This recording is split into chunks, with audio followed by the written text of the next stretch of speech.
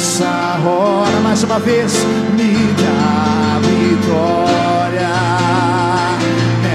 Feche os seus olhos e declare: me dá vitória. Se dá nesta hora, me dá vitória, Senhor.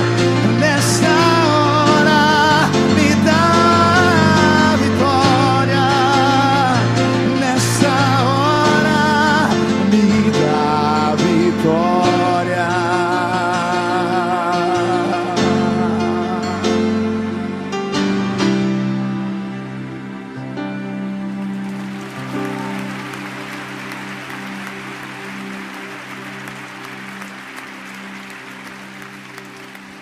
Nosso Deus é um Deus de milagres, amém? Dê a mão ao irmão que está ao seu lado, pelos corredores também. E Deus é maravilhoso. E uma das coisas tão bonitas é que Deus muda o programa e é tão bonito deixá-lo. Hoje nós não sabíamos que o querido Gerson estaria conosco e toda a sua família. E um presente carinhoso de Deus ele trouxe. Mas ele trouxe um outro presente também. Venha cá, querido. Esse é o pastor Marcos Feliciano. Como um presente de Deus, ele estará ministrando aos nossos corações na noite de hoje. Amém? Aleluia! Vamos aplaudir o Senhor. Ele é digno.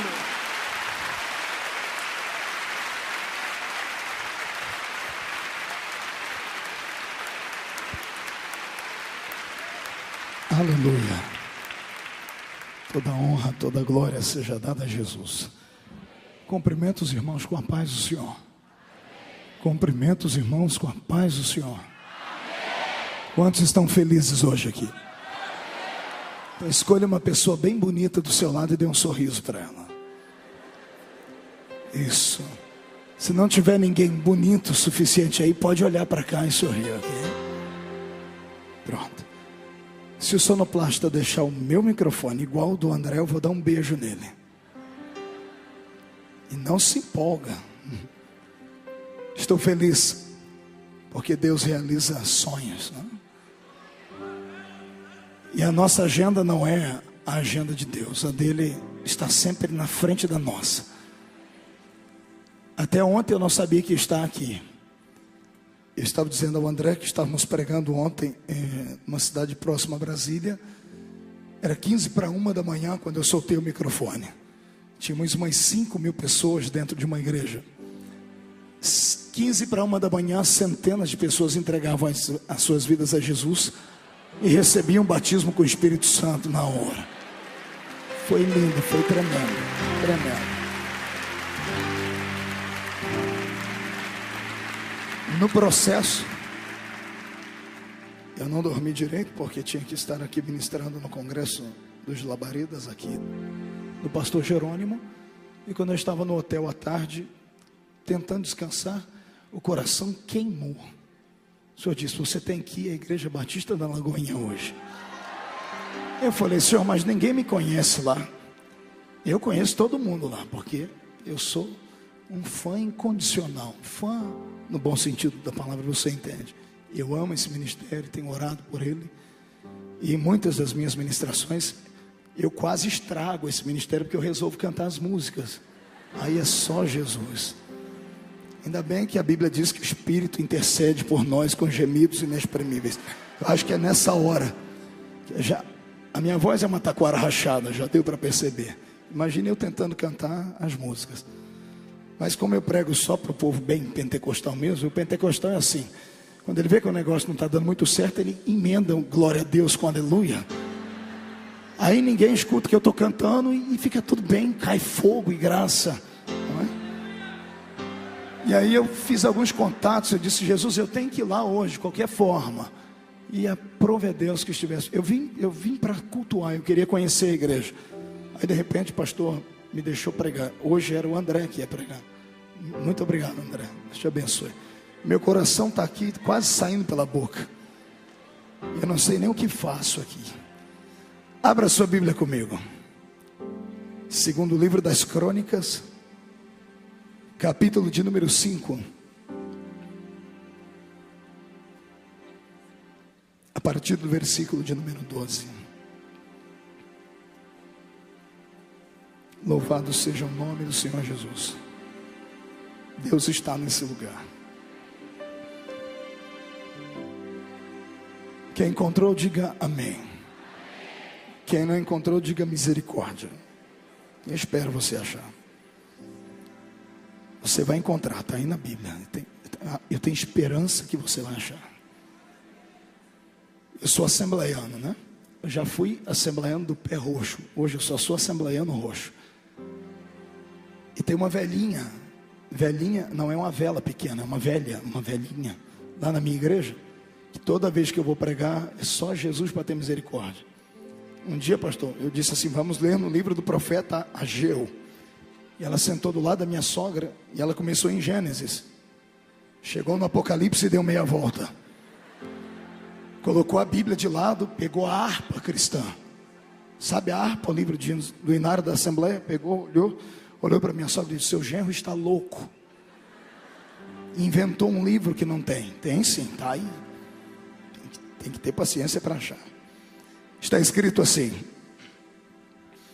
e quando todos os levitas que eram cantores, isto é, Asaf, Emã, Gedutum e os filhos e irmãos deles, vestidos de linho fino, estavam de pé para o oriente do altar, com símbolos, alaúdes e harpas, e com eles até 120 sacerdotes que tocavam as trombetas, e quando em uníssono, a um tempo, tocaram as trombetas e cantaram para se fazerem ouvir, para louvar ao Senhor e render-lhe graças, e quando levantaram eles a voz com trombetas, símbolos e outros instrumentos musicais para louvarem ao Senhor, porque Ele é bom e porque a sua misericórdia dura para sempre, então sucedeu que a casa, a saber a casa do Senhor, se encheu de uma nuvem, de maneira que os sacerdotes não podiam estar ali para ministrar, por causa da nuvem, porque a glória do Senhor encheu a casa de Deus.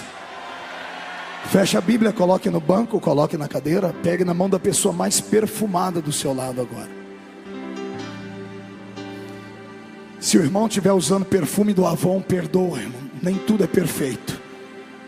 Agora aperte a mão do seu irmão com carinho até ele falar aleluia. Pentecostal que não faz barulho está com defeito de fabricação, meu irmão. Isso, feche seus olhos e vamos orar. Pai, eu te glorifico, te exalto porque sei em quem tenho crido. Tenho certeza que esta será uma noite especial. Eu sei que todas as noites neste tempo são noites especiais, mas a de hoje vai ter uma pitadinha de tempero do céu, diferente. Senhor, eu me coloco na sua presença como vaso, como instrumento para ser usado. Ninguém que entrou aqui dentro deve voltar para casa da mesma forma que veio. Devem voltar para casa saturados pela sua glória, envolvidos pelo manto da sua revelação. Antes que eu comece a ministrar a sua palavra, eu lhe faço 2 pedidos. O primeiro é que ao redor deste templo, num raio de 5 quilômetros, onde houver um demônio alojado, um espírito desencarnado preparando para roubar a bênção do seu povo, eu dou a esses espíritos 5 segundos para se mudarem de Belo Horizonte, porque se não sumirem serão queimados pelo poder da sua glória. O segundo pedido é um pedido de atrevimento, Senhor. Se ainda tenho crédito no céu contigo como pregoeiro da sua palavra, abre a porta do seu palácio sobre essa igreja agora e manda do céu para a terra uma comitiva de anjos.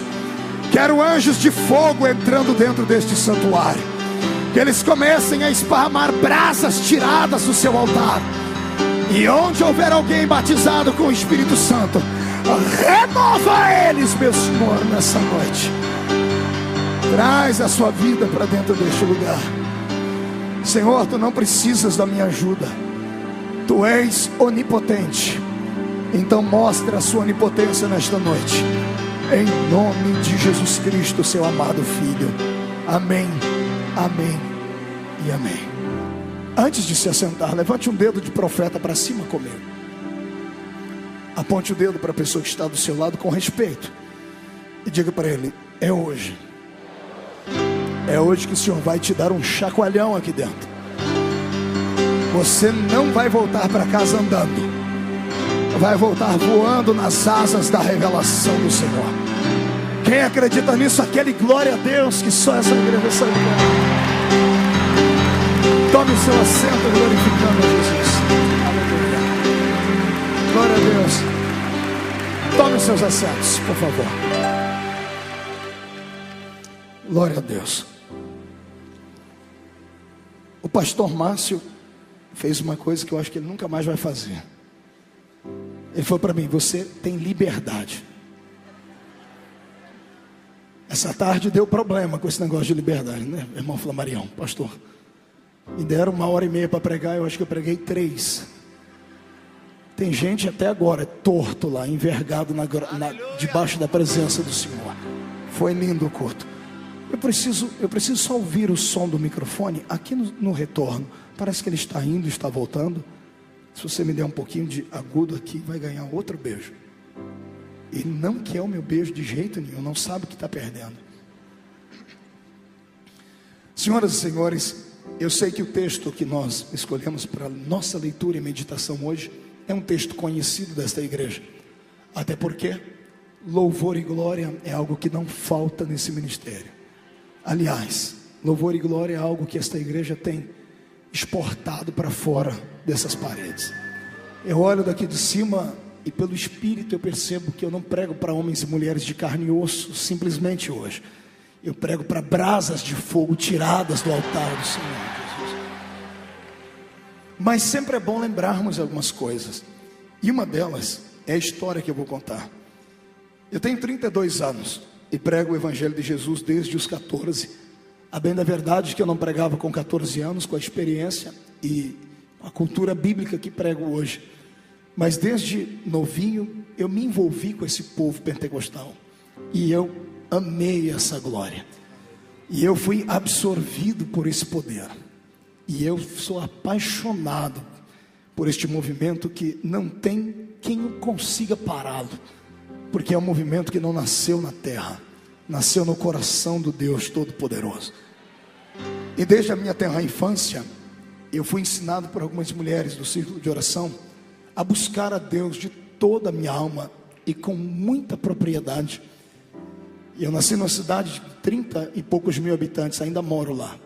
Quando perguntam de onde eu sou, eu falo Ribeirão Preto para encurtar caminho. Porque quando eu falo o nome da minha cidade é um problema. Porque vem 10 perguntas na sequência. A primeira, como é?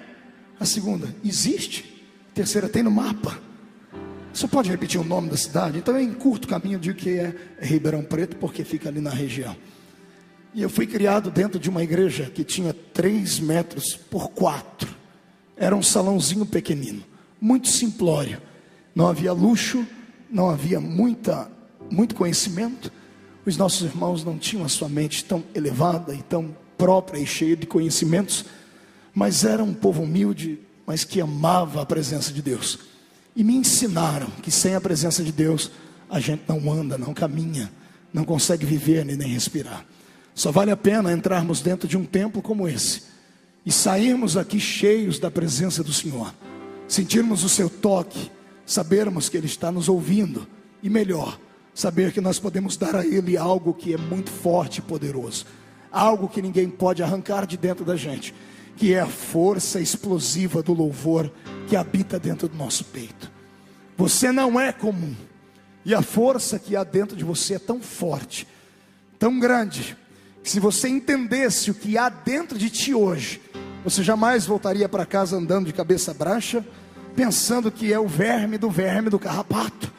Você voltaria para casa acreditando que você de fato é um embaixador do reino de Deus na terra, e que tem autoridade divina para esmagar serpentes e pisar sobre os escorpiões, e ter uma autoridade maior ainda. Não é você quem tem que fugir da presença dos seus inimigos, são seus inimigos que têm que se esconder quando você passar pelas ruas. Não é você quem tem que correr atrás da bênção, é a bênção que, se quiser ser abençoada, vai ter que ser acelerada para acompanhar o seu ritmo, porque você não é comum e não é natural. Acredita nisso? Dê mais um grito de glória a Deus aí. O som vai e volta. Eu preciso do som aqui. Por favor, me ajude aqui, querido. Eu não sei o que está acontecendo. Isso, a minha voz, isso aí, desse jeito tem que ficar. Minha voz não é bonita igual a do pastor Márcio. Quando eu entro pelos caminhos do livro de Crônicas 5, 6 e 7, eu tenho um dos eventos mais belos do Velho Testamento. Eu vejo a transição do povo de Deus deixando de adorar ao Senhor em um templo móvel, que podia ser montado e desmontado. Vejo os homens de Deus deixando o tabernáculo, vindo agora para uma tenda, chamada tenda da congregação, mas de repente está instaurado o templo de alvenaria. Um templo suntuoso, belo, majestoso. Colocaram nele o nome de Templo de Salomão. A bem da verdade deveria ser templo do Deus Todo-Poderoso. Houveram outros templos lindos e tão belos quanto dele, alguns dados a Jeová, outros prestados a ídolos, como o templo da deusa Diana, a Diana dos Efésios, que foi uma das 7 maravilhas do mundo antigo. Paralelo ao templo de Salomão, tivemos o templo de Zorobabel. Herodes também construiu alguma coisa parecida, mas nada que se igualava ao templo que Salomão de fato erguera e dera ao seu Deus. Quem não tem intimidade com a Bíblia Sagrada e lê esse texto, por um momento chega a dizer assim: Salomão era um homem perfeito, era um homem santo e sensível, era um homem que soube dar um presente a Deus lindo e grandioso. Mas quem conhece a história a fundo sabe que Salomão teve poucos momentos de intimidade com Deus. Raros foram os momentos de simplicidade com Deus. Talvez quando criança, quando Deus lhe visitou e disse: pede-me o que tu queres, e ele olhou ao Senhor e disse: eu quero sabedoria para saber entrar e sair diante do seu povo. E esta sabedoria talvez tenha sido a causa da morte da sua vida espiritual, porque no meio da caminhada nós temos um homem que deixa um legado de 3 livros para nós lermos na Bíblia, cada um escrito em uma fase da sua vida. O primeiro escrito na sua jovialidade, quando ele tinha robustez, quando ele era um verdadeiro Dom Juan, inveterado, por assim dizer.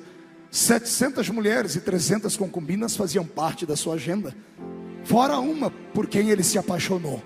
E esta, por quem ele se apaixonou, ele se curvou diante dela e dedicou parte da sua vida escrevendo um livro, que é o livro de Cantares de Salomão. Quem lê este livro sabe que é um livro poético, é um livro que até o Concílio de Trento foi chamado de livro pornográfico. Tamanha é a ilustração e a liberdade com que ele tem de elogiar aquela por quem ele está apaixonado. Detalhe, esta mulher era diferente de todas as que ele conhecia. Em certo momento ele a chama de Meilená, ou morena. Mas a palavra Meilená, traduzida por morena neste livro, ela é algo mais forte, é negra como um carvão. Salomão se apaixonou por uma mulher diferente na cor da pele. Ele se apaixonou e se curvou diante dela, e deixou esse legado que é este livro de Cantares. Eu nunca vou entender a poesia de Salomão, porque funcionou para ele, para mim não. Quando eu estava novo convertido na igreja, eu queria conquistar a moça mais bonita da igreja, que além de ser a mais bonita, era a mais abençoada de todos os sentidos, era crente e ainda era rica. Eu falei: Jesus, se o Senhor me dá essa, eu estou feito o resto da minha vida, né? E só que ela era muito crente, pastor. E aí o que eu fiz? Eu fui conversar com o líder da mocidade. Eu disse: como é que eu faço para conquistar a Edileuza?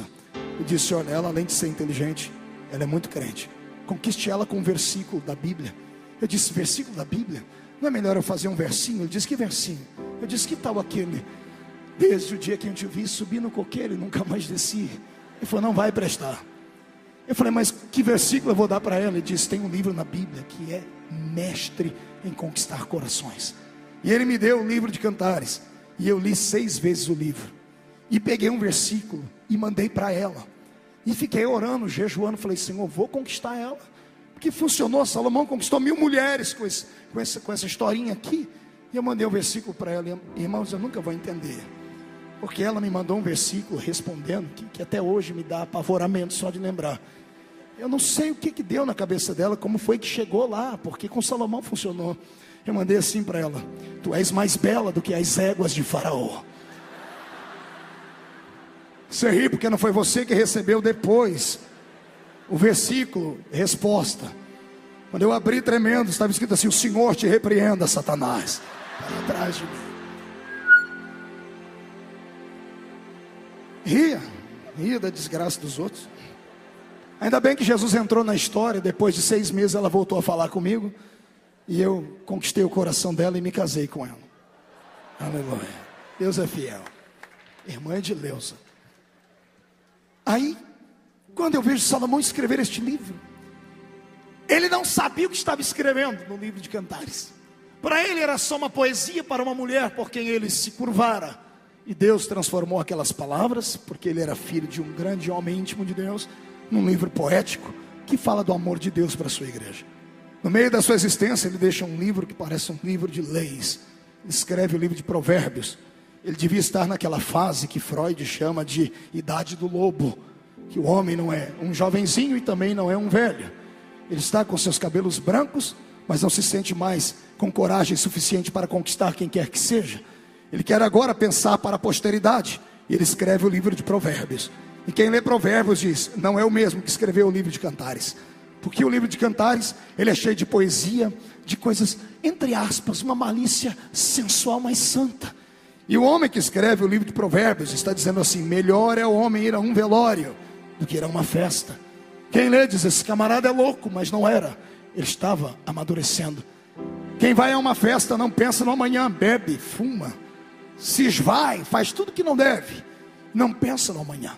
Mas quem vai a um velório e olha para dentro daquele paletó de madeira e vê o seu amigo, seu parente que morreu num acidente de carro, e vê que ele ontem estava com você e depois não estava mais, sai do velório dirigindo o seu carro a 20 por hora, respeitando todos os semáforos, respeitando todos os sinais de trânsito que tem na rua, porque quem vai a um velório, ele pensa na vida, ele está amadurecendo. Quando ele chega na idade fugaz da sua existência, ele é um velho, e ele olha no espelho, ele vê que os únicos amigos que ele tem são artrite, artrose, osteoporose, reumatismo, cataratas e algumas doenças que amam os velhinhos. Quando ele olha para o espelho, ele vê que aquele Dom Juan de Marco está parecendo um monstro que saiu de um filme de terror. Seus olhos estão amarelados, os dentes estão tortos, os cabelos estão ralos, em cima das suas mãos estão as veias sobressalentes, seu corpo está todo manchado. Ele olha para o espelho, ele vê o espectro da existência. Aí ele pega a mesma caneta que ele escreveu para Sunamita, uma carta de amor. Pega a mesma caneta que ele deixou um legado de justiça para os homens, e escreve agora o seu desabafo. Ele diz, há um tempo para tudo na terra, e eu achei que não havia. Há um tempo de plantar, mas há um tempo de colher tudo que se planta. Há um tempo de sorrir, mas há um tempo de chorar. Há um tempo de viver, e eu acho que ele para, tremendo, e diz, há um tempo de morrer. Ele abaixa a cabeça e termina o livro dizendo assim, lembra-te do teu Criador nos dias da tua mocidade, antes que venham os maus dias e cheguem os anos nos quais venhas a dizer, não tenho neles contentamento. Vai fechando o livro com um versículo que ele pega e transporta lá para o começo do livro. Vaidade, vaidade, tudo é vaidade. Salomão não era um homem espiritual como nós pensamos e observamos aqui neste livro. Esse momento da construção do templo, em que Deus desce dentro do santuário, em que ele ergue a voz para cima no capítulo 7, faz uma oração transcendental, foi um momento único e exclusivo na vida dele. As honrarias não devem ser dadas a ele, mas sim àquele a quem o coração se curvou para que este templo fosse uma realidade. Para entender este texto, eu tenho que lhe convidar a voltar comigo no tempo pelo menos 52 anos. 52 anos antes deste episódio. 52 anos antes que tudo isto acontecesse. 52 anos antes, eu quero que você entre em Israel comigo e perceba que Israel é uma nação grande, próspera, tem um rei bonito, um rei que era hábil e tinha habilidade com a sua espada. Era um rei que os hebreus sonharam a vida toda. Deus era o seu rei até então. O regime era teocrático, até que um dia o povo chega diante de Samuel e diz, olha, já que Deus veio com a gente no deserto, nós queremos dar o descanso para ele, não queremos mais ele sendo o nosso rei. Nós queremos um rei que a gente possa ver, que a gente possa dizer para as nações, o nosso rei tem um cabelo cor castanha, seus olhos são azuis, e tem 1,90 m de altura, é destro na espada. É rico porque é de família de fazendeiro. Deixe Deus lá no trono dele. Samuel chega desconcertado diante de Deus, para explicar, porque ele era porta-voz de Deus para o povo e do povo para Deus. Era sacerdote e profeta.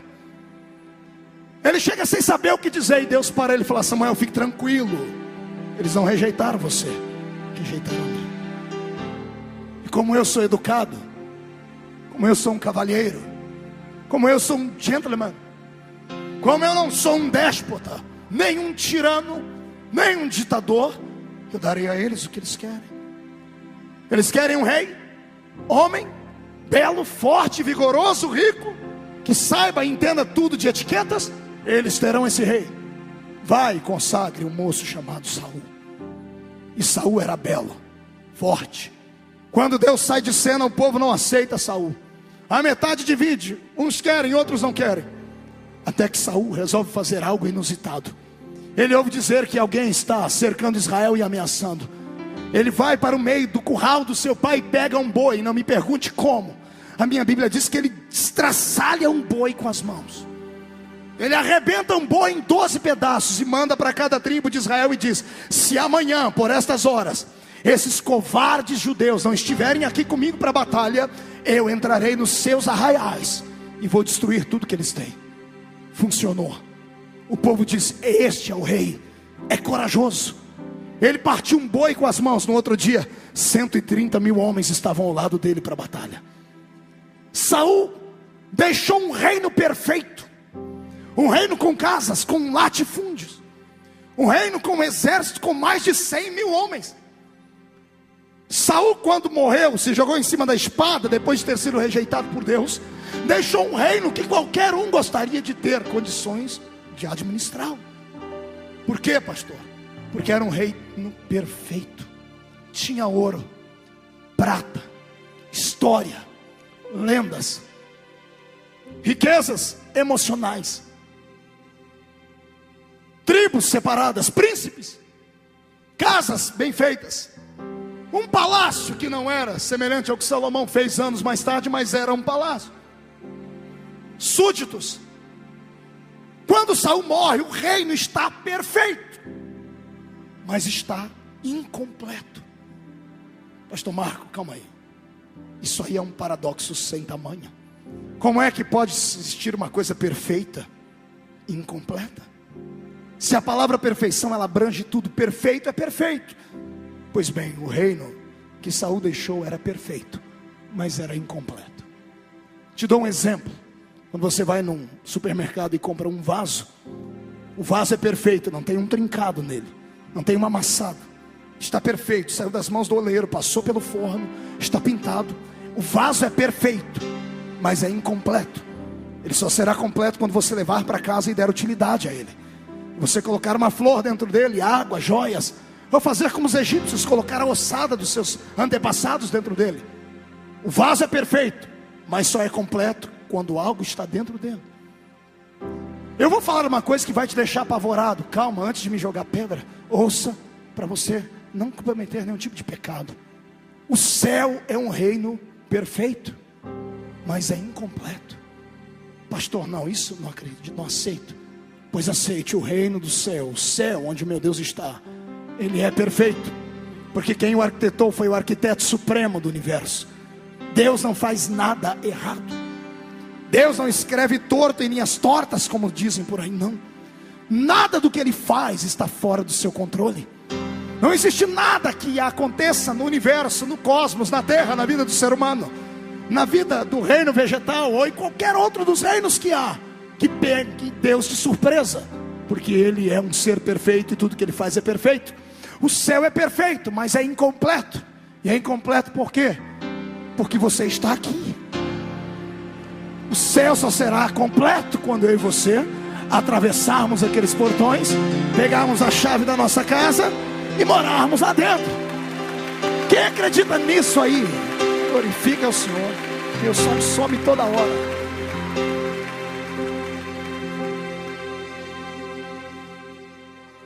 O reino que Saul deixou era perfeito, mas era Não entendi, era perfeito, mas era... Olhe para o seu irmão e diga para ele: está preparado?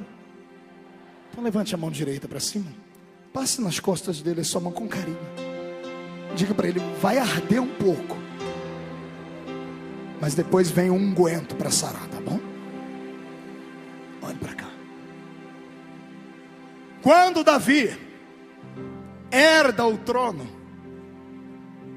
quando ele substitui Saul, porque Saul não tinha mais descendentes, morreu Saul, morreu Jonatas, o neto de Saul fica aleijado. Davi já havia sido consagrado pelo Senhor anos antes. Davi agora é aclamado rei, e de repente aparece um rei diferente em Israel. Não era um rei como os homens queriam apenas, era um rei que tinha coisas que agradavam a Deus também.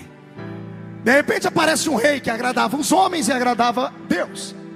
Agradavam os homens porque os homens queriam alguém que fosse diferente, belo e que soubesse usar espada. Deus queria alguém que fosse belo por dentro e soubesse usar uma outra arma, uma arma que não pode ser vista, uma arma que está guardada dentro do ser humano. E Davi tinha essas duas qualidades. Davi era destro na espada, e não me pergunte como, porque a Bíblia diz que o passado dele foi cuidando de ovelhas. Mas a primeira vez que mostra ele pegando uma espada, ele consegue dar com um só golpe na jugular do pescoço de um gigante e arrancar com precisão cirúrgica a cabeça dele. Então ele era destro na guerra. E os homens queriam alguém de coragem que usasse espada. Davi sabia usar espada, mas Deus queria alguém que, além de saber usar espada, soubesse usar a força do seu coração, soubesse usar a força da sua emoção, soubesse usar a força da poesia. Davi foi um homem segundo o coração de Deus por causa disso, porque ele era guerreiro, mas era poeta. Ele sabia arrancar cabeça de gigantes, mas quando lavava suas mãos, ele ia para um canto, ou debaixo de uma árvore, ou dentro do seu quarto, pegava um instrumento que ele mesmo havia feito, dedilhava, fechava os olhos e dizia: o Senhor é meu pastor, e nada me faltará. Deitar-me faz em verdes pastos, e guia-me mansamente às águas tranquilas. Isso não tocava os homens, mas mexia com o coração de Deus. Os homens queriam um guerreiro, Deus queria um homem sensível, e Deus encontrou isso em Davi. Eu abro um parênteses para começar a dizer aqui a essa igreja, em nome de Jesus, que a qualidade de cristãos que o meu Deus procura neste século é esta: gente que saiba usar a espada, mas que saiba usar a força da sua intimidade com Deus. Gente que saiba usar a espada para degolar a cabeça de Dagom quando ele está de pé diante da arca, mas que saiba abrir a boca e gritar diante de uma muralha para que ela caia no chão. Deus está procurando alguém que não tenha medo de enfrentar os demônios que aparecem por aí no nosso caminho. Gente que não seja crente de meia tigela, que aqui dentro adora Deus, mas quando passa perto de um terreiro de macumba, faz até o sinal da cruz. Não, Deus está procurando alguém que tenha coragem para olhar para os demônios e dizer assim: vocês têm poder, mas o que está em mim tem todo o poder e toda a autoridade.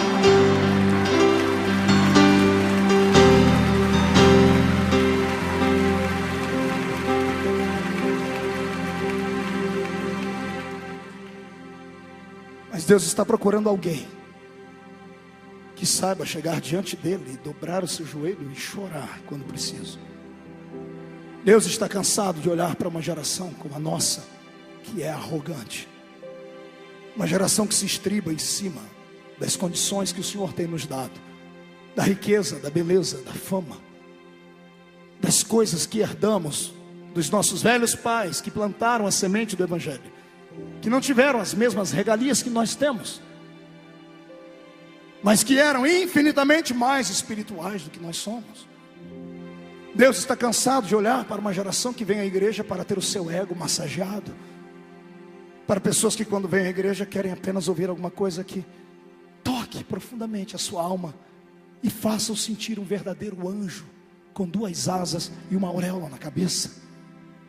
Deus está procurando gente que tenha coragem de ouvir verdades, uma geração que queira entrar na presença dele e perceber que o reino que herdamos é perfeito, mas é incompleto como era o reino de Davi.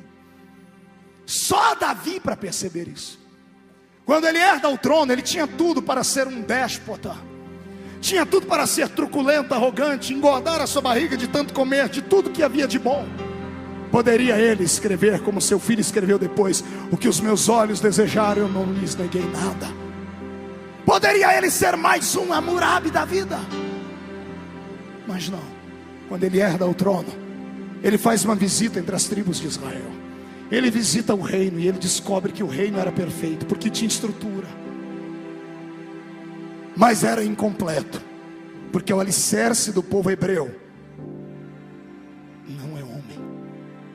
O alicerce da nação hebraica não é Abraão. O alicerce da nação hebraica é um sentimento de sonhos que nasceram no coração de Deus. Deus entrou na terra, na Mesopotâmia, em Ur dos Caldeus, na mãe de todo o paganismo, na mãe de toda a idolatria, em busca de um homem diferente. E ele encontrou um jovem Abraão, que olhava para as imagens e dizia: eu não quero imagens, eu quero alguém que seja maior do que elas. Eu quero alguém que sustente essas estrelas do céu, que faça o sol brilhar sem me queimar, sem me torrar, que traz a chuva no tempo certo. Este é o Deus que eu quero. E Deus encontrou ele, ele encontrou Deus, e os dois pegaram um na mão do outro e caíram fora daquela terra maldita. O alicerce dos hebreus é a promessa eterna do céu. E Deus olha para Abraão e diz: em ti serão benditas todas as famílias da terra. Está entendendo? O alicerce daquele povo não era o ouro, não era a prata, não era a espada, mas era o que era metafísico. Era aquilo que era invisível, que atraía a atenção de todas as nações. E todo mundo dizia assim: como é que a gente faz para destruir esse povo? E ninguém dava conta. As pelejas de Israel eram interrompidas, porque havia uma força sobre-humana que os ajudava. Diante de um mar, o mar se abre para eles passarem. No meio do deserto, o sol não consegue queimar a pele deles, porque vem uma nuvem por cima e faz sombra. Durante a noite, o frio não consegue estorricar a pele deles, porque uma coluna de fogo é acesa. Quando estão com fome, Deus cria uma padaria no céu e põe anjos para trabalhar a madrugada inteira, porque às 6 horas da manhã o pão tem que estar quentinho na porta da casa deles, que era chamado de maná. E quando eles olham para cima e enjoamos do maná, Deus tira a padaria e transforma numa churrascaria e faz chover carne na mesa deles. Essas histórias mexiam com as nações. Todo mundo tinha medo de Israel. Teve um dia, numa batalha, que Israel gritou tanto, porque uma arca entrou no meio deles, que os filisteus do outro lado tremeram e disseram assim: parece que Deus desceu lá no meio deles. Tamanha era a fama desse povo. O alicerce da nação judaica não era nada terreno, era divino. Era intimidade com Deus, eram louvores, era a dependência daquele que fez os céus e a terra. E agora que eles estão na terra prometida, que manda leite e mel, sabe o que eles dizem a Deus? Muito obrigado, Senhor, não precisamos mais de ti para nada. Queremos um homem. E sabe o que Deus faz? Deus olha para a terra e diz assim: deixa-me ver onde é que eles me veem. E Deus lembra da arca. Todas as vezes que eles olham para a arca, eles lembram da minha presença, porque eu desço entre os querubins. Então estou indo embora de Israel. E Deus deixa a arca ir embora de lá. Ninguém tinha coragem, tinha poder para tocar naquela arca. Por que os filisteus levaram ela e não aconteceu nada no meio do caminho? Eles não levaram, foi Deus que se deixou levar. Deus disse: vocês não me querem? Tudo bem, eu vou embora. Fiquem com o rei humano que vocês quiseram. Saul elevou o reino a um reino humano, mas o reino humano não trouxe vida. Aí o rei que foi consagrado por Deus vai consultar feiticeiros, vai falar com necromantes, vai buscar no ocultismo, e morre. E vem Davi. E Deus diz: esse é diferente. Porque quando ele está debaixo de uma árvore ou no meio de uma luta, tudo para ele é poesia. Deus está procurando uma geração sensível, uma geração que saiba que estamos aqui dentro. Isto aqui não é um anfiteatro, não é uma casa de espetáculos. Alguém que quando entra aqui dentro saiba que isto aqui não é outro lugar senão a casa de Deus. Alguém que entenda que esse arrepio que sobe pela sua coluna, essa emoção que vem aos seus olhos em forma de lágrimas, essa vontade que te dá de às vezes ficar de pé e aplaudir, não vem da terra. É a glória do Senhor que emana lá de cima e é atraída pela sensibilidade. Segura aí. Sabe por que tem gente que vem dentro da igreja num culto como esse, você olha para ele do jeito que ele entra, ele sai? Desculpe aí os meus jargões, eu sou lá do meio do mato, vai me perdoando. Por que tem gente que senta do seu lado no culto e você olha para o indivíduo, você canta perto dele e a única coisa que você consegue ver é tristeza no rosto dele, frieza. O cidadão é tão gelado numa reunião como essa e frio que se você ficar 5 minutos perto dele, você pega resfriado. E se você entrar alegre e olhar muito para a cara dele, ele rouba a sua alegria. Porque não há intimidade, só tem estrutura. Ele precisa de algo sobre-humano. Em compensação, por que tem gente na igreja que às vezes o diácono tem que ficar perto dele para segurar ele? Irmão, segura ele, porque senão o senhor vai escandalizar as pessoas. Por que tem gente que pula, grita, planta bananeira, corre, salta, fala em língua estranha, expulsa Satanás, dança com pessoa? Amado, é uma questão de intimidade com aquele que fez os céus e a terra, é só isso. Pastor, não, isso aí é desequilíbrio emocional. Uma vírgula. Não é.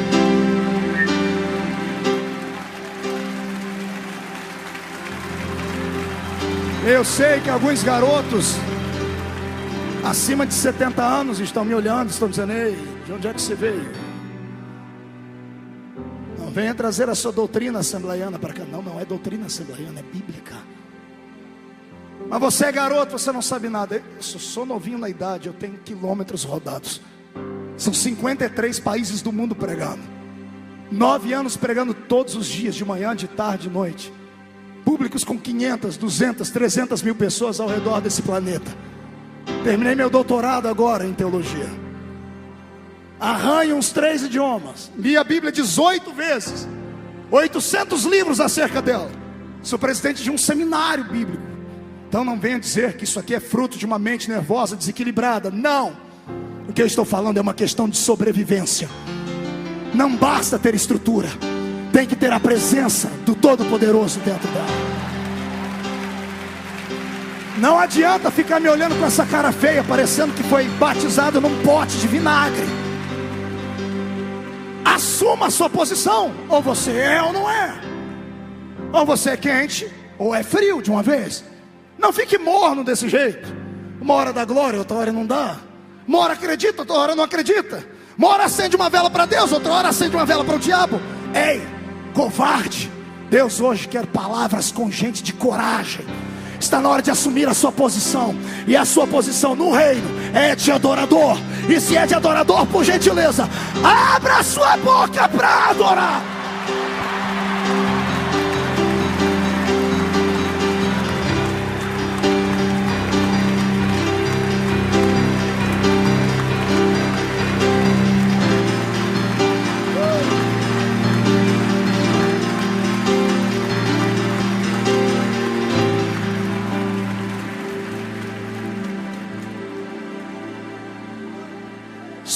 Davi, que depois de passar um pregão por Israel, viu que a nação era perfeita. Diga, era perfeita. Diga para o seu irmão, parecido com você.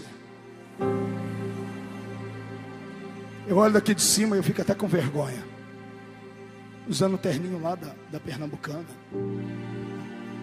Eu olho daqui de cima e eu vejo uma geração, garotas parecendo a Barbie, garotos parecendo Brad Pitt, senhoras e senhores tão bem alinhados, instruídos. Eu dei uma olhadinha ali na garagem, eu falei: Jesus, a gente só anda de condução, quando vê carro assusta. É verdade. Eu vim num carro, o irmão falou: Marião, eu juntei aqui do lado. Eu falei: Jesus, que negócio é esse? Temos estrutura. Herdamos um reino gigante. A minha geração tem nas mãos aquilo que nenhuma geração teve. Temos megatemplos, temos multidões a qualquer hora, temos espaço na política, na mídia. Pastor, hoje somos respeitados? Não, as pessoas nos engolem, descemos de forma quadrada. Tem que nos engolirem, não nos aceitam. Tem Tem que nos engolir porque sabe que nós temos poder de voto. Se nos uníssemos, poderíamos hoje eleger um presidente evangélico. Hoje nós temos pessoas influentes e importantes. Então nós vivemos uma época que eu não sei como chamar, pastor Márcio. Não é uma idade negra como a idade média, mas também não é uma idade áurea e brilhante como a da época apostólica. Vivemos uma idade, uma fase estranha. Estranha por quê, pastor? Porque a gente reúne milhares e milhares de pessoas. Centenas e centenas de homens e mulheres vêm todos os dias para a igreja. Ouvem palavras. Sabem o que é certo e o que é errado. Ouvem coisas profundas. Mas do jeito que entram, saem. Não há mudança. O nosso povo ama congregar em igrejas grandes, porque não há muito compromisso. Não há pastor que dê conta de cuidar de todas as almas que estão aqui dentro. Aí pessoas vêm e levam uma vida turbulenta, levam uma vida catastrófica, desnutrida por dentro, vazia de compromisso. E aqui dentro da igreja a gente olha, parece um anjinho barroco. Só falta você olhar para o irmão e ele está assim, ó. Na hora de cantar ele canta, até chacoalha os bracinhos, até chora. E diz: pastor, eu chorei hoje, eu estou crente. Você chora escutando Zezé de Camargo, irmão? Não, pastor, eu gostei, eu choro vendo até coreografia. Meu irmão, você chora vendo a América, novela das 8. E o dia que você assistiu o filme do Titanic, quando o Leonardo DiCaprio apareceu com a boquinha roxa? Ai, meu Deus.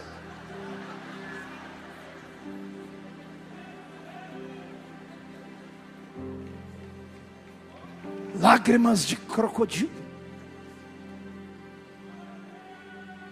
Temos estrutura,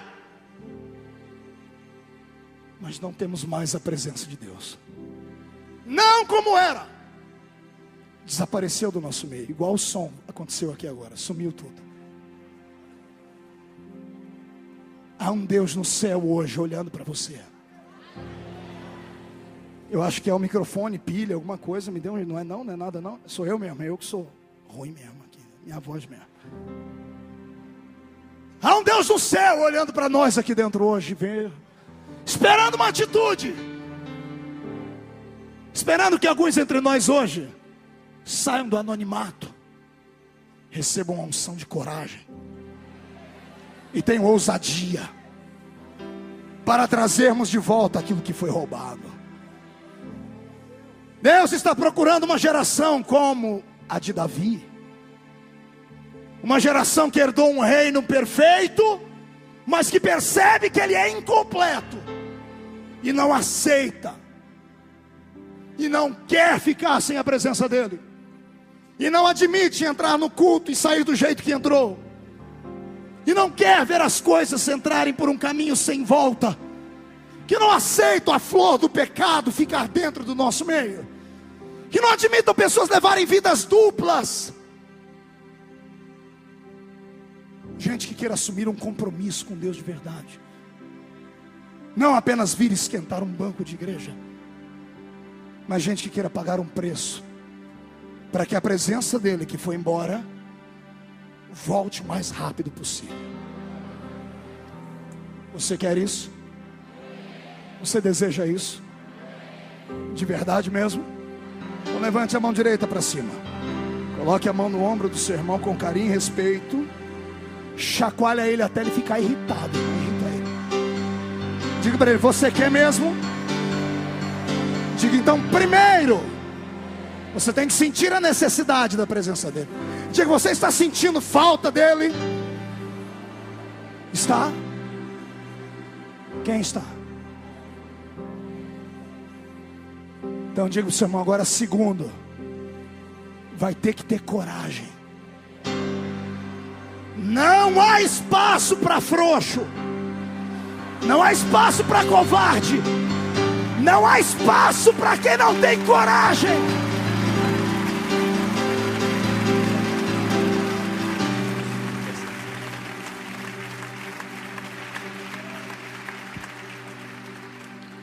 Aleluia.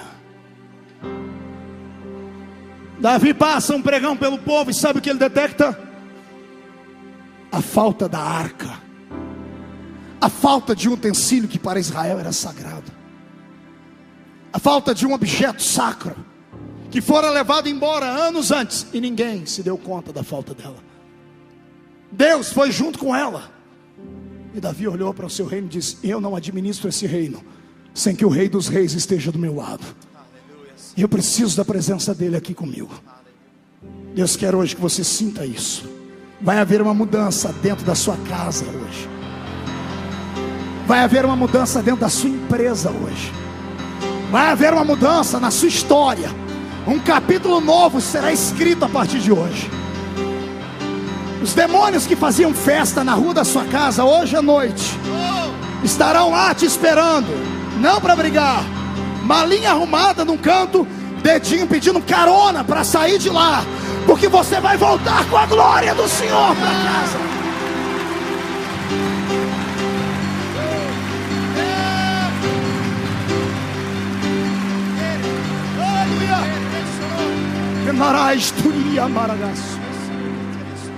Então vem comigo. Quando eu olho para Davi, sabe o que eu vejo? Eu vejo a história da minha geração. Talvez você não, porque você só conhece essa igreja. E essa igreja é linda, tem tudo, é perfeita, tem glória, tem graça, tem unção. Mas eu queria que Deus lhe desse a oportunidade que tem me dado de caminhar pela terra, de entrar dentro de igrejas que são mausoléus. Sabe o que é um mausoléu? É aquelas casinhas que existem dentro de cemitério, que as famílias ricas fazem. São belas, ornamentadas, letras garrafais em bronze, estrutura toda em gesso, em mármore. Tem alguém pago para trocar a planta todo dia na porta. Os vidros são fumês, à prova de bala.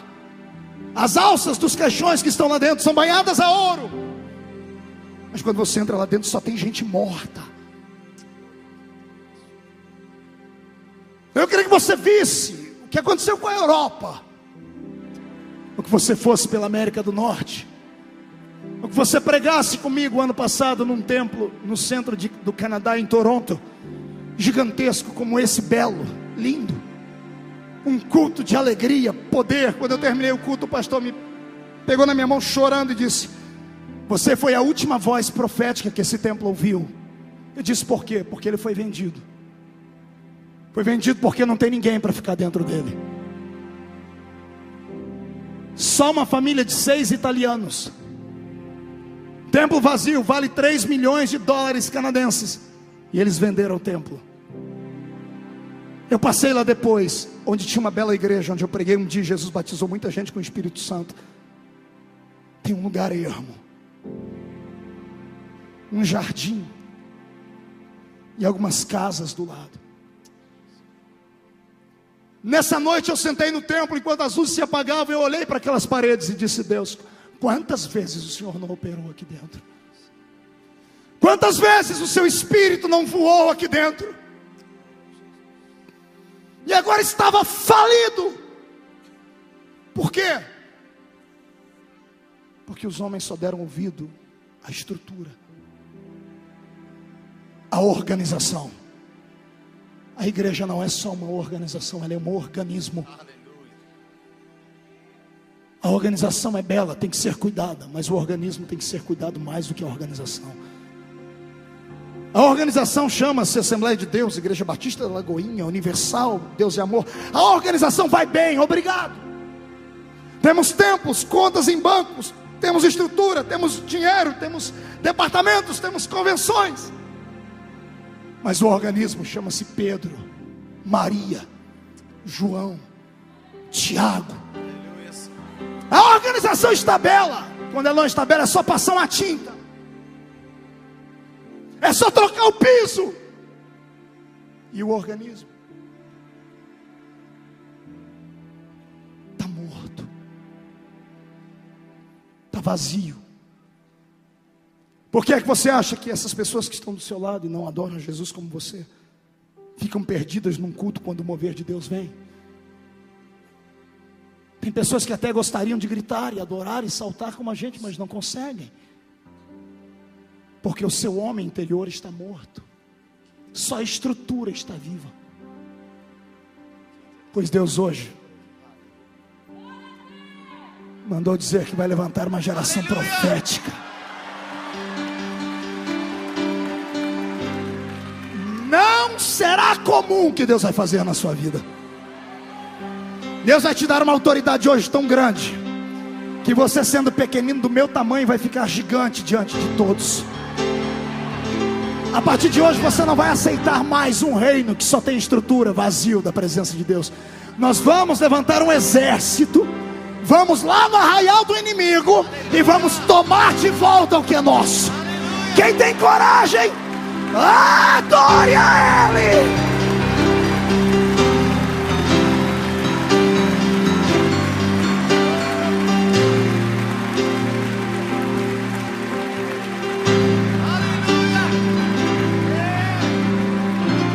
Você quer? Deus vai lhe usar. Deus vai lhe usar. Feche seus olhos. Esse não deu para segurar, né? Vai, que o Senhor te dê a unção que vieste buscar nesse lugar. Recebe ela. Aleluia. Mudanças começam assim. Aleluia. Deus precisa de alguns diferentes. Deus precisava de um rei diferente. Um rei que não olhasse só para a estrutura. Um rei que olhasse para a vida espiritual. Quando Davi percebeu que Deus não estava lá, sabe o que ele fez? Ele convocou soldados. Ele passou um pregão no meio do povo e disse: eu quero homens de coragem, que tenham coragem de ir comigo no arraial dos inimigos para trazermos a arca de volta. Não há promessas. Não posso dizer que não vão voltar machucados, não posso dizer que vão voltar vivos.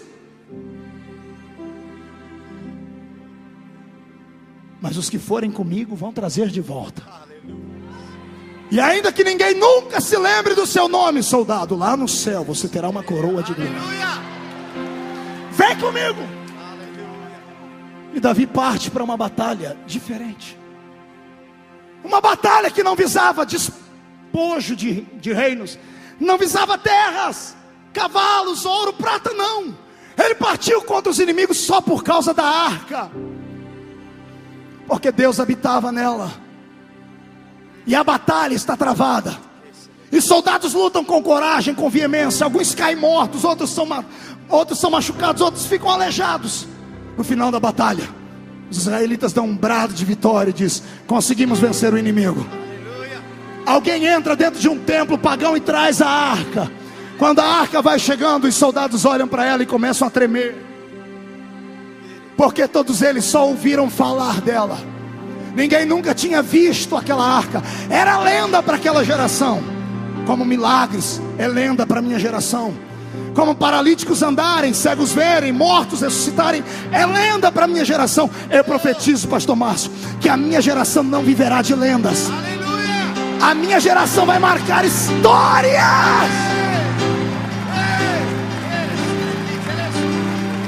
Tem coragem?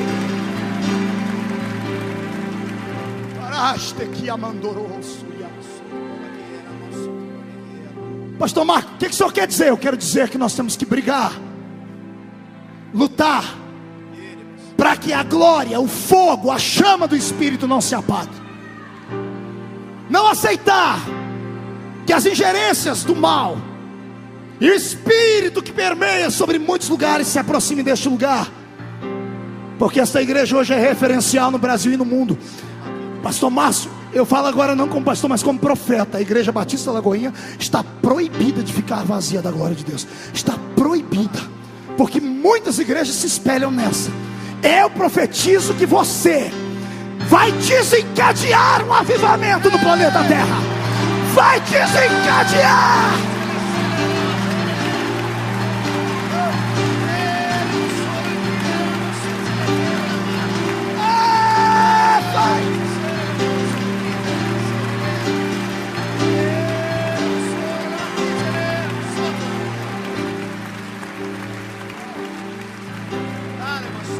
Eu já estou terminando, falta mais 4 horas só. Aleluia. Sente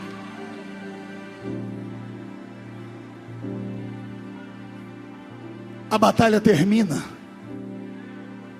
A arca está na mão dos judeus. Davi está alegre.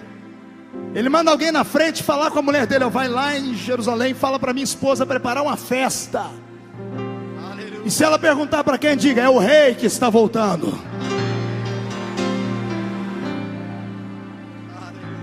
Soldados param para tomar um banho, André. Pela primeira vez em 3, 4 meses eles tomam um banho. Davi tinha 2 grupos de exército. Um que ele herdou de Saul, o outro que ele conquistou na caverna de Adulão. 30 homens. 30 homens feios, por dentro e por fora.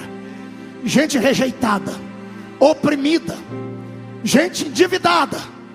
E eu fico imaginando Davi meigo, com os seus cabelos encaracolados, com a sua face meiga, fugindo de Saul, saindo da frigideira, caindo direto no fogo. 30 homens truculentos, sanguinários. Davi está entre eles, eles estão olhando para ele de forma maldosa. E eu perguntei: Deus, como é que Davi conquistou esses homens? O Senhor disse: com aquele instrumento que ele tinha. Eu disse: a espada? O Senhor: não, a harpa. Porque para amansar uma fera, só o som da música. Aqueles homens feios e truculentos se curvam quando vê Davi pegar a harpa e dedilhar e dizer assim: não temo espanto noturno, nem seta que voe de dia, nem peste que assole a meio-dia. Se vierem os inimigos, 1000 cairão ao meu lado, 10.000 à minha direita, não serei atingido.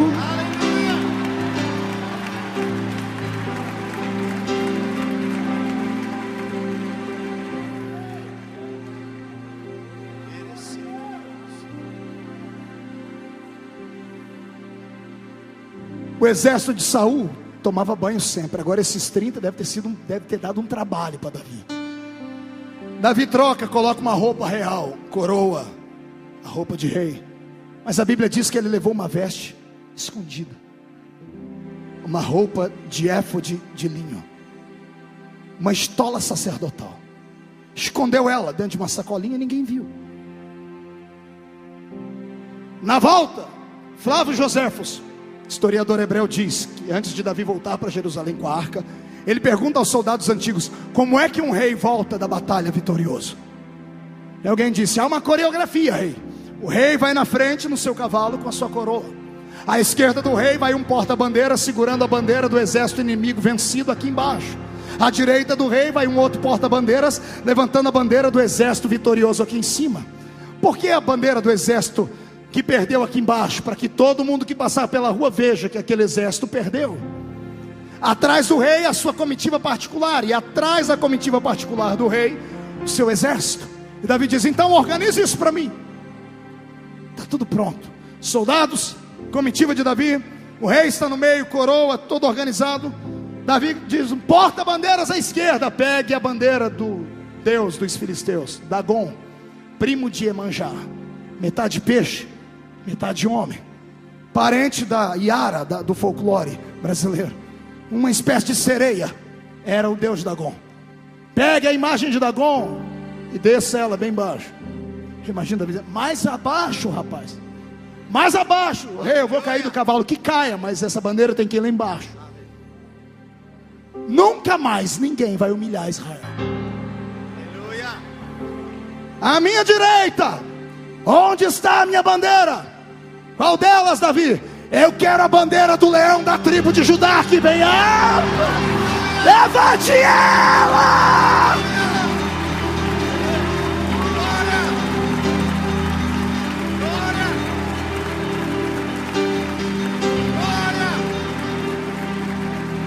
Segure. Davi olha e diz: parece que está tudo bem, vamos andar. Ele vai andar. Flávio Joséfos escreveu. Ele não consegue, o Espírito Santo não deixa. Tem alguma coisa errada. Moço da batalha, volta aqui. Como é que é mesmo a coreografia? O rei na frente, bandeira exército inimigo à esquerda, bandeira do exército vencedor à direita, comitiva do rei, soldados. Mas parece que está faltando alguma coisa.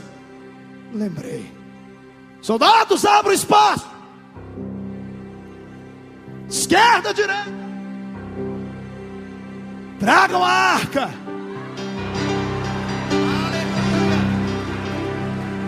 Agora vem a parte mais linda. Vem uma carruagem puxada por 2 bois. E boi não corre, boi não anda rápido, boi vem no trote dele. O boi vai andando e em cima vai a arca. O sol batendo na arca e as asas dos querubins brilhando. Os jovens soldados em cima do cavalo olhando para a arca e um comentando com o outro. Meu avô me falou a história dela. Meu avô me disse que Deus, quando desce no meio daquelas asas. O outro diz: o meu tataravô me disse que quando tínhamos essa arca nunca perdemos uma batalha. Outro lá na frente diz assim: o meu avô ouviu do avô dele que quando esta arca estava no nosso meio, Deus visitava a gente sempre. Eles conheciam lendas, histórias, e agora estavam vendo. Agora eu imagino Davi, sensível como era, quando viu a arca, inclinou a cabeça e disse: ela vai na minha frente. Davi: pois não, capitão. Rei, nós vamos demorar 3 meses para chegar em casa. Por quê? Porque boi não corre, rei. Imagina Davi olhando para trás e dizendo: meu amigo, nós ficamos anos sem a presença dele. Não importa que demore 3, 4, 5, 6 meses, mas ele não sai mais da minha vista. Ele não foge mais. Eu vou atrás dele para ter certeza que ele vai voltar. Nem que demore 1 ano, mas que ele vai voltar, ele vai. Eu profetizo em nome de Jesus, que não me importa que vai demorar 1 semana, 1 mês, 1 ano. Todo o poder e glória que Jesus prometeu a ti, a unção que Ele te deu, vai estar sobre ti. Agora. Cara, nossa ideia.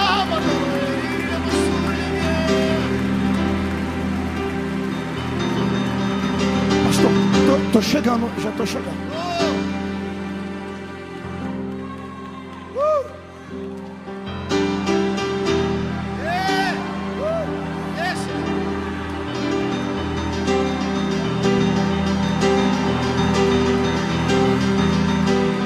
Desculpe aí, irmão. É uma questão de intimidade isso aqui. Meu corpo está inteirinho arrepiado, irmãos. Jesus vai pegar você a qualquer momento aí. Senhor, toma conta desse lugar. Já!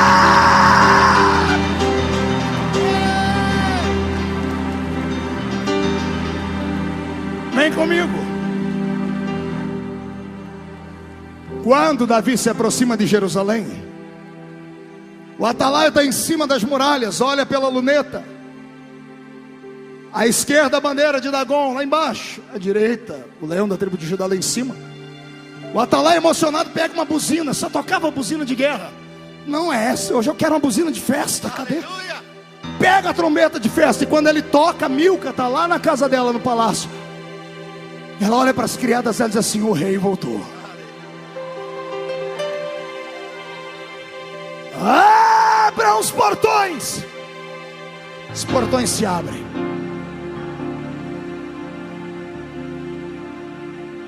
Um banquete no centro da cidade. Um palanque, porque todo mundo esperava um discurso político. Era assim que todo rei fazia. Levitas estão num canto com seus instrumentos. Crianças prontas para fazer uma coreografia. Jovens donzelas, algumas senhoras, estão com seus lenços brancos para receber os seus soldados. Quando a arca atravessa o portão e entra, o povo nem dá bola para aquela carruagem de bois. Eles nem sabiam o que era aquilo. Começam a gritar quando vem o rei. Começam a cantar quando vê os seus maridos e os seus filhos voltando da guerra. Joséfos diz que Davi para no meio e olha ao redor e vê pessoas emocionadas, mas não pelo motivo verdadeiro, não pelo motivo Deus esperava. Estavam emocionados pelos seus parentes que vinham da batalha. Depois de olhar para todos, Davi levanta a mão e faz silêncio em Israel. Ele pula de cima do seu cavalo.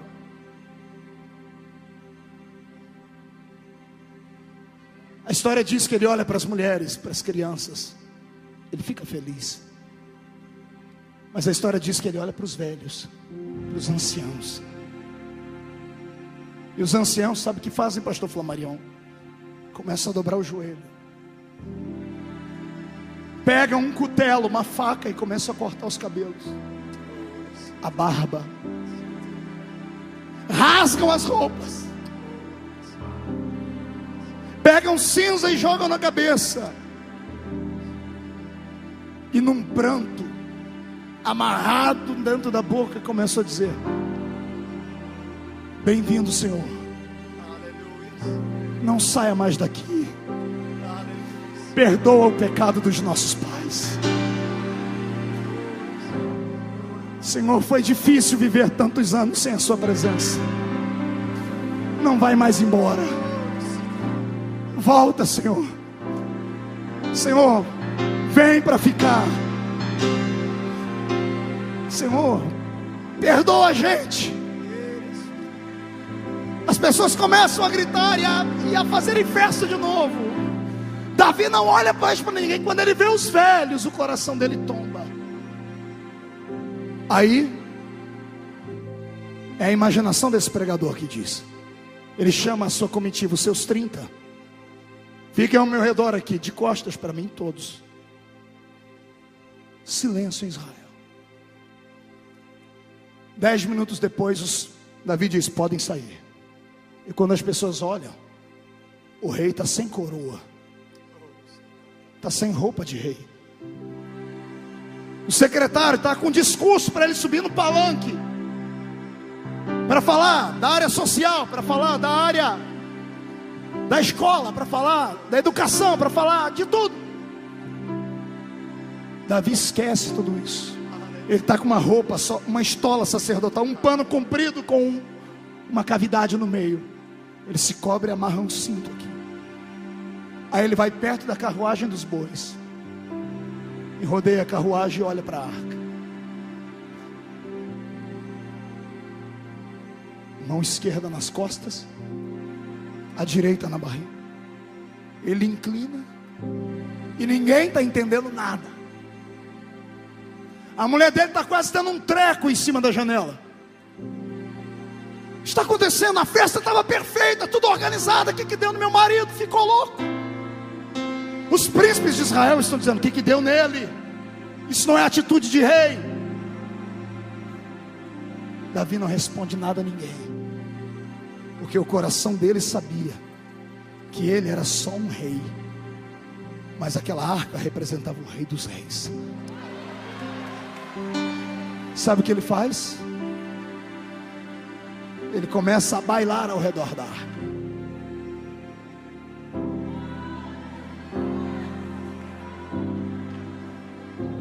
E dança.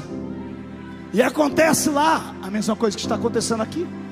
Umas pessoas escandalizadas, umas pessoas murmurando, dizendo: esse camarada é louco. Mas alguns dão glória e amam. E Davi não está importando com quem está apoiando, com quem não está. Ele não está dançando para eles. Ele está dançando para Deus. Deus está de pé recebendo.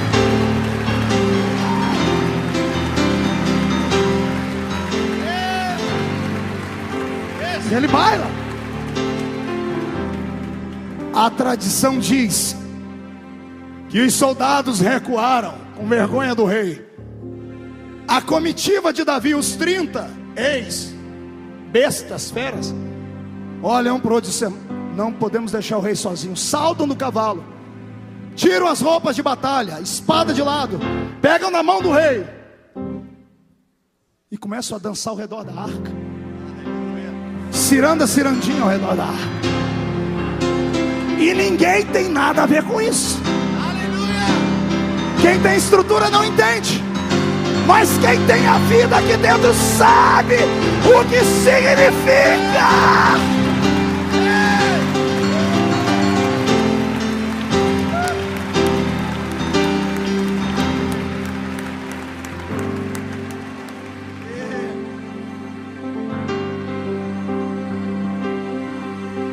Ei, Mauricinho,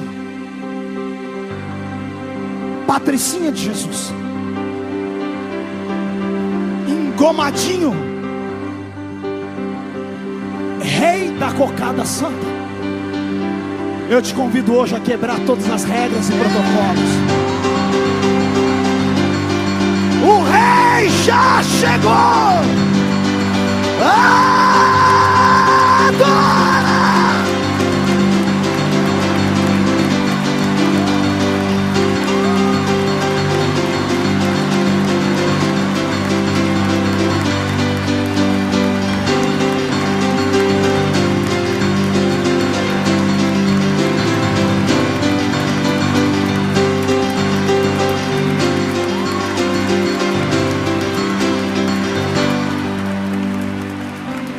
Sente mais um pouquinho, já estou acabando. Criança que nunca comeu mel, quando come se lambuza, pastor. Segurei. Até o André se empolgou aqui atrás, né? Segurei. Olhe para cá. Quando Davi dança, a tradição dos hebreus diz que algo inusitado acontece. Um dos levitas, agora eu quero falar aqui para os cantores, um dos meninos levitas que está lá no grupo de levitas, quando vê o rei dançar, ele fica pasmo, coração acelera. Ele disse para os seus amigos: eu quero ir lá, quero dançar com o rei. Alguém disse: se você chegar perto do rei, um soldado arranca a sua cabeça. Ninguém toca no rei, mas eu quero. Ele não é um rei comum, ele vai entender. Larga a mão, você é doido, rapaz, eu vou, estou indo. Tentam segurar ele, ele se esquiva de um, esquiva de outro, me solta, eu vou. Última, me solta, eu vou. E ele corre.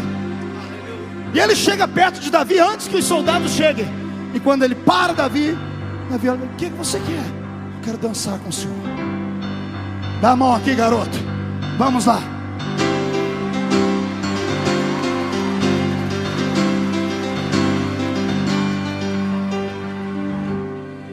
Agora entra a parte mais linda que poucos sabem.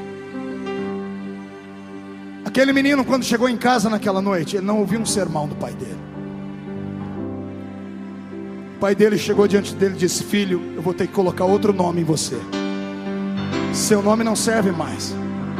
Que nome papai vai me dar? Seu nome a partir de hoje vai ser Asaf. Por quê, papai? Porque Asaf significa Deus dele se apoderou.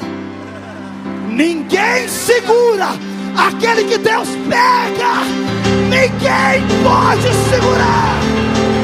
Ninguém.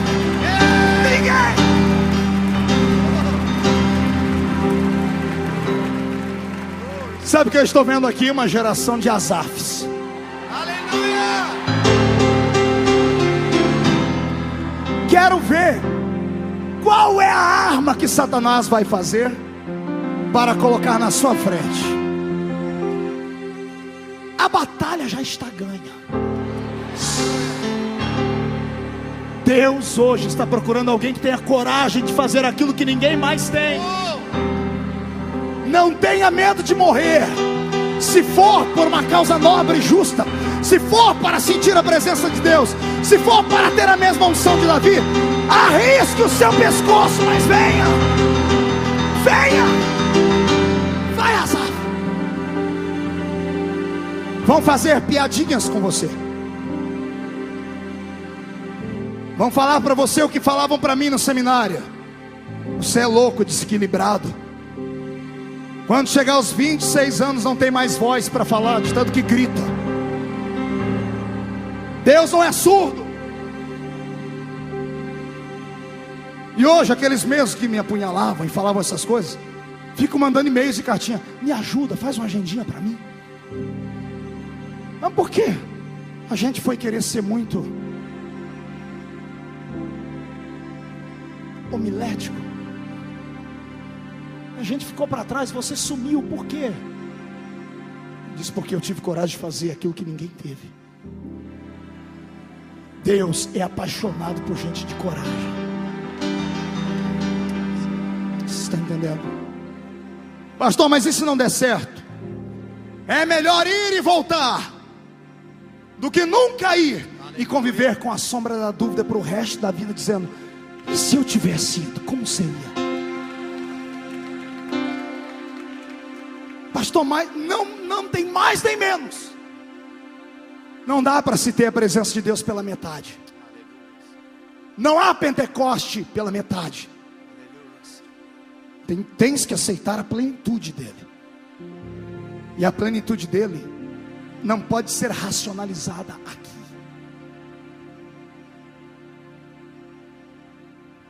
Um dia mandaram um e-mail para mim, um reitor de uma universidade do Brasil.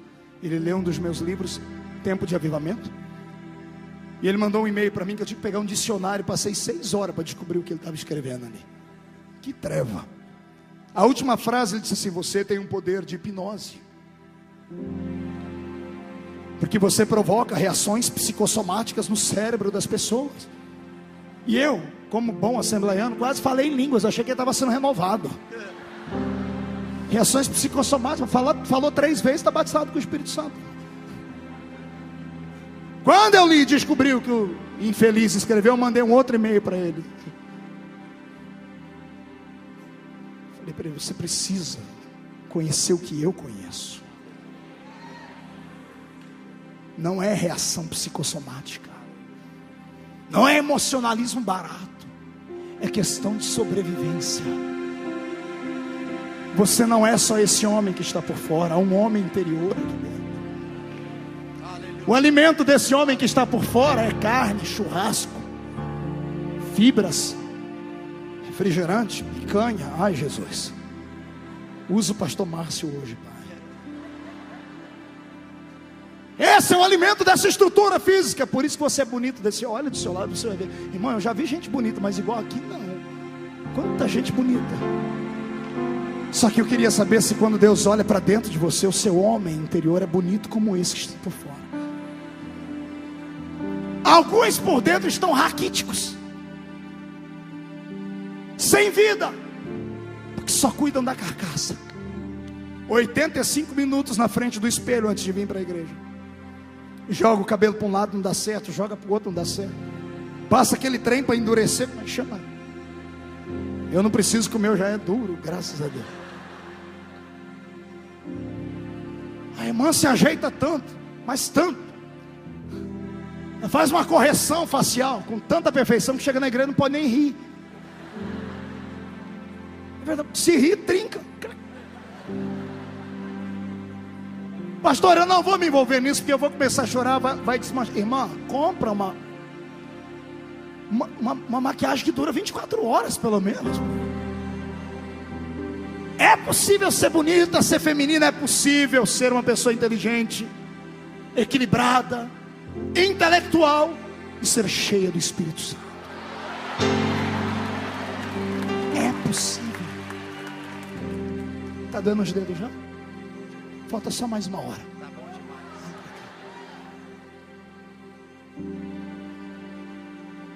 Deus está procurando os Davis dele aqui. Onde está? E os Asafs? Deus está querendo se apoderar de alguém aqui hoje. É você.